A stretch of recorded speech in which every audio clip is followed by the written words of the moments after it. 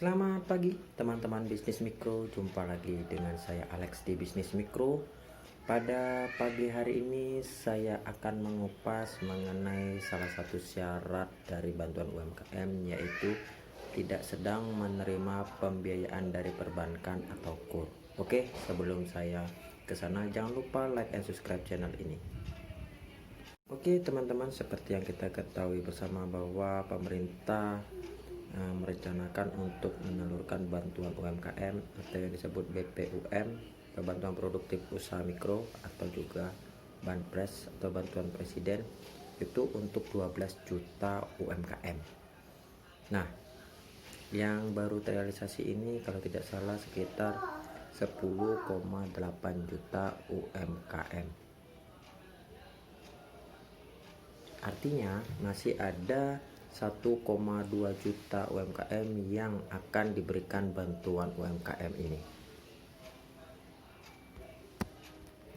Jadi teman-teman, dana bantuan UMKM sebesar 2,4 juta itu nantinya akan disalurkan ke bank yang telah ditunjuk pemerintah, dalam hal ini BRI dan BNI.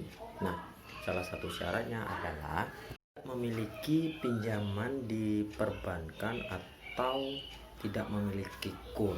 Nah, disinilah yang akan saya coba bahas kepada teman-teman bisnis mikro berdasarkan pengamatan dan penilaian saya ya teman-teman bisnis mikro.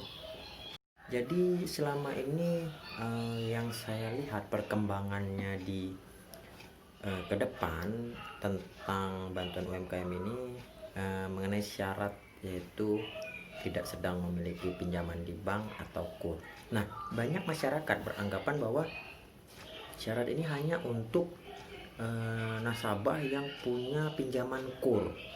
Artinya kalau dia punya pinjaman KUR, otomatis tidak mendapatkan bantuan UMKM. Sedangkan pinjaman itu banyak, ada yang KUR dan ada yang non KUR. Nah, banyak yang beranggapan kalau pinjamannya bukan non KUR itu wajib atau bisa mendapatkan bantuan UMKM. Nah, disinilah yang akan saya coba bahas, bagaimana pemisahan antara non-KUR dengan KUR. Oke teman-teman, jadi di perbankan itu ada sebenarnya beberapa pinjaman. Namun di sini saya akan membahas yang pinjamannya itu dalam berbentuk cash ya teman-teman ya. Nah, berbentuk cashnya itu berarti dalam bentuk uang. Ada juga sih sebenarnya yang tidak berbentuk cash, seperti KKB, kredit kendaraan bermotor, terus KPR, kredit perumahan rakyat, dan kredit card. Nah, untuk pinjaman KUR ini adalah pinjaman kredit usaha rakyat yang mana bunganya itu ada beberapa persen yang disubsidi oleh pemerintah, sedangkan hanya 6% yang dibayarkan oleh debitur atau peminjam. Nah, sedangkan pinjaman non KUR ini adalah pinjaman yang bunganya sepenuhnya dibayar oleh nasabah ya, oleh peminjam. Tapi dia memiliki keunggulan-keunggulan tersendiri ya. Ada keuntungan dan ada pun kerugiannya. Nah, jadi kalau melihat dari bentuk pinjaman aja ya teman-teman ya, secara pinjaman non KUR ini kan kalau digunakan adalah untuk orang yang mampu teman-teman ya, karena pinjaman ini itu tidak ada batasannya selama yang peminjam itu sanggup untuk membayar. Itu kan bisa 1M sampai 2M itu ya, kayak CP atau segala macam. Sedangkan KUR ini hanya dibagi dua, yaitu KUR mikro dengan KUR kecil atau KUR retail. KUR mikro kan itu cuma sampai 50 juta. Sedangkan KUR retail itu cuma sampai 200 ya, teman-teman ya. Jadi perlu kita cermati dulu jumlah pinjamannya. Nah, di sini baru kita bisa menerangkan bahwa sebenarnya bagaimana sih bantuan UMKM itu. Nah, teman-teman, seperti yang kita ketahui bersama bahwa BPUM ini adalah bantuan produktif usaha mikro, berarti dikhususkan untuk UMKM ya, usaha mikro kecil dan menengah. Nah, sedangkan pinjaman tadi ya teman-teman, dari plafonnya aja itu otomatis kan kalau pinjaman non-kur ini udah bukan masuk UMKM lagi, bisa jadi udah masuk corporate ya teman-teman ya. Sedangkan kalau kur ya bisa jadi ya itu usaha mikro ya, karena memang dia kur karena itu kan sampai 200 juta. Nah gimana nggak pinjam yang 300 400 gitu ya teman-teman. Jadi sebenarnya teman-teman ini yang saya dapatkan, bahwa ternyata teman-teman itu pinjamannya yang baik itu non kur ataupun kur itu ternyata tidak boleh mendapatkan bantuan UMKM teman-teman. Nah karena jelas itu salah satu syaratnya tidak sedang memiliki pinjaman di perbankan. Nah pinjaman di perbankan itu sendiri itu ada kur ada non kur. Jadi tidak bisa dipisah-pisahkan antara kur dan non kur. Kenapa ya? Otomatis kalau non kurnya dapat, kurnya nggak dapat ya otomatis ribut teman-teman.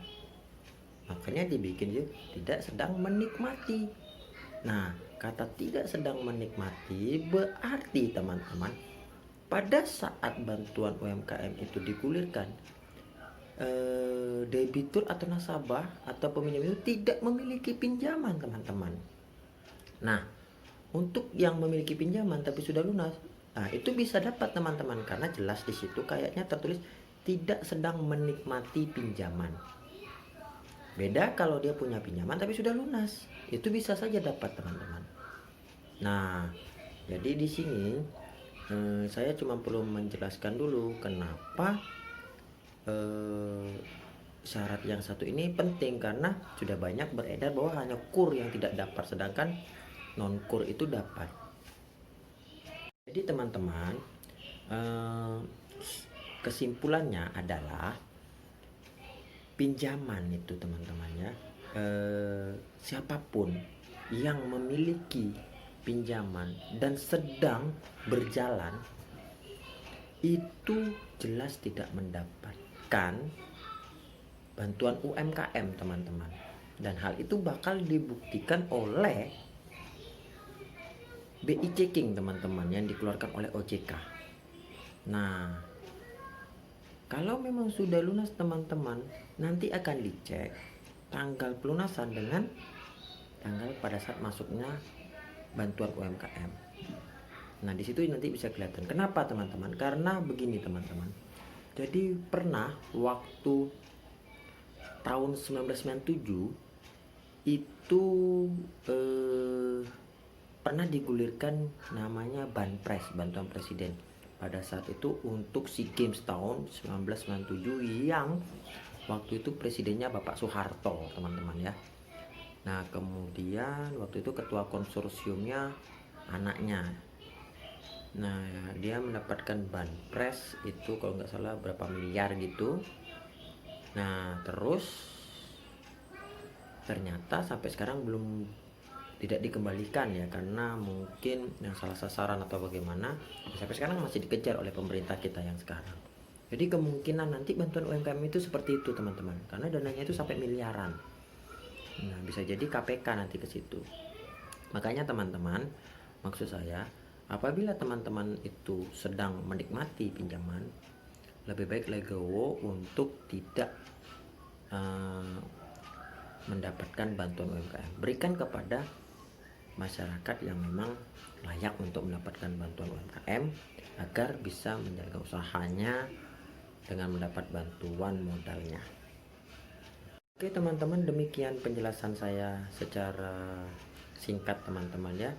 Mudah-mudahan penjelasan saya ini bermanfaat dan jangan lupa like dan subscribe channel ini teman-teman.